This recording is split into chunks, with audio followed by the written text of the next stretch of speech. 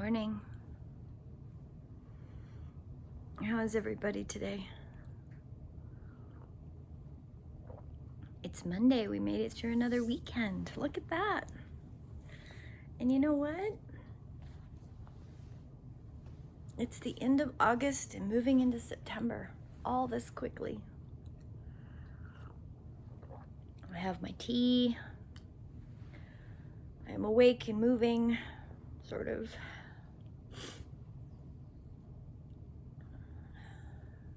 I hope everybody had a really good weekend. I know that all my SCA friends, there was an event this weekend down south, and I had some people elevated to new baronials, and that's a thing. Oh, I hope everybody's doing okay. One day this week, I'm going to do this live, just FYI. I have no idea what day. Haven't decided.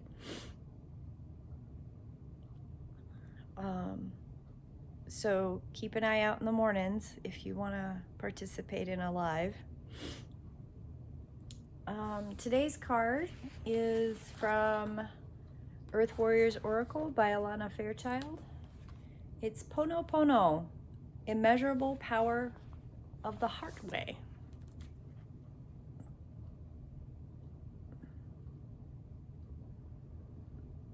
Number 27.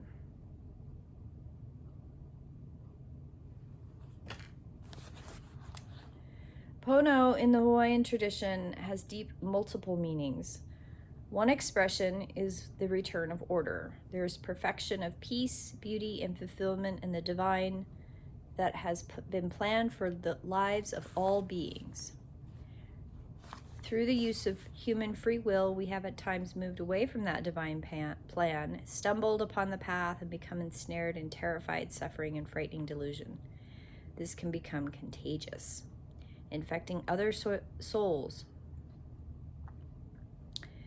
Then it becomes difficult for us to use our free will with wisdom, and our spiritual disconnection can create far-reaching negative impacts for others.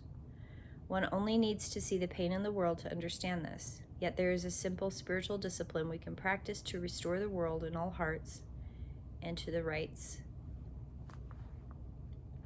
again. The divine dwells in your heart, has healing power and wisdom, which tenderly alleviates suffering, liberating the body, mind, and soul. It is called Power of the Heart Way. You know, I'm not going to read the whole thing. We'll do this card for a couple days. But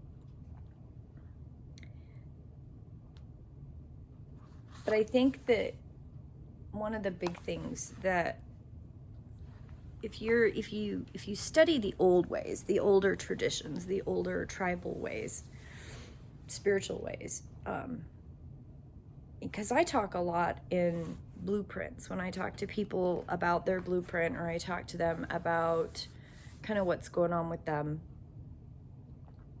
Every once in a while I get somebody who's like, am I doing the right thing? Am I on my path?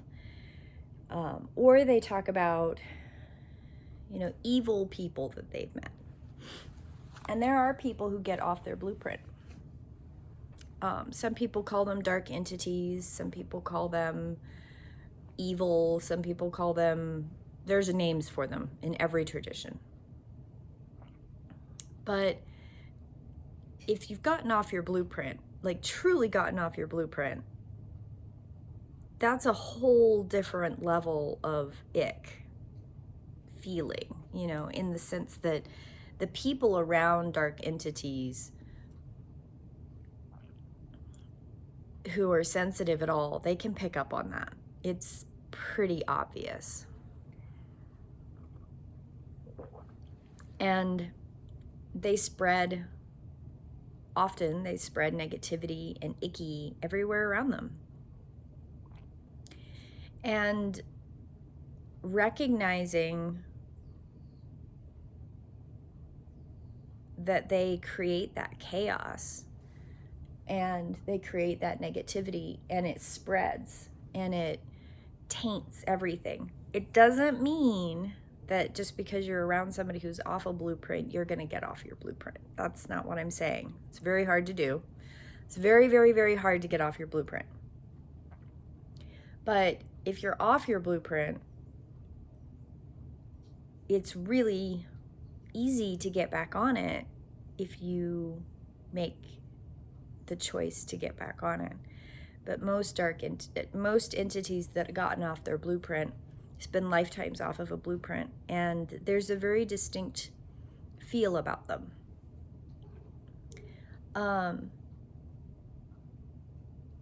But they can always choose to come back. They can always choose to come back to their blueprint. They can always choose to come back to the light, so to speak, right?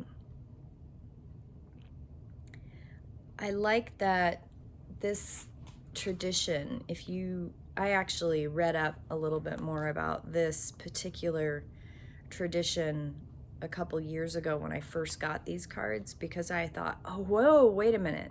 They're talking about dark entities here. And it was really interesting to read, because they are very much talking about how dark these people who have gotten off of the heart way, what they're calling the power of the heart way, the divine, what you've set in your blueprint, what you're planning on to do with your life. When people have gotten off of that, they spread hate, anger, fear, and they thrive on separating people from one another. And more than just antagonizers that thrive on a little bit of stress, like there's a very distinct ickiness that comes with being off of a blueprint.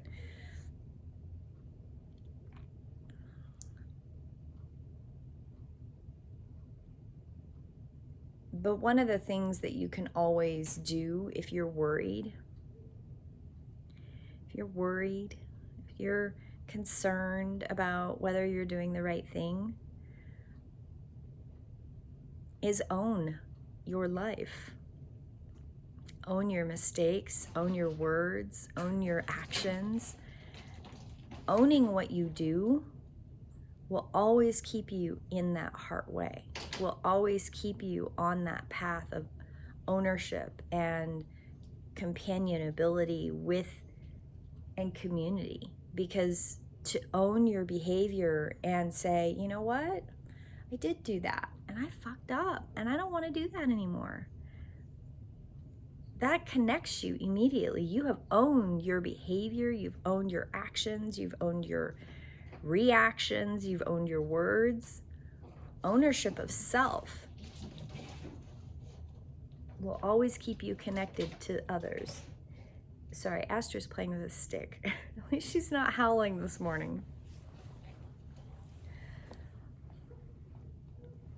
It was really chilly downstairs when I came down because the windows were opening and the fan, and really wanted to cool it down because it's going to be warm the next couple days. And she doesn't like it when it's cold.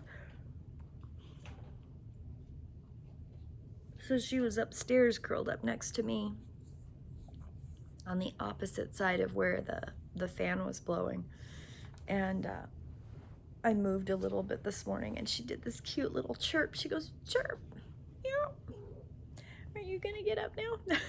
And come downstairs and close all the windows. Oh my goodness, it was funny.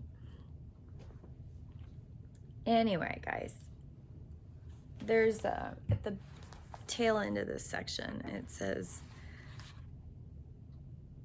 I am responsible for this situation. I feel sorry for this. Let your heart be in compassion as you might feel the emotion that evoked what it is you are saying. That's always step one, to heal and recognize your heart power. Recognize and acknowledge that you have a blueprint, that it does mean something, that you are connected to the people around you. And you can own your responsibility in any situation. That is step one to staying on the path. And being in right action and right heart. So I don't know what everybody's got going for the week. I'm connecting up with massage school this week, doctor's appointment, clients.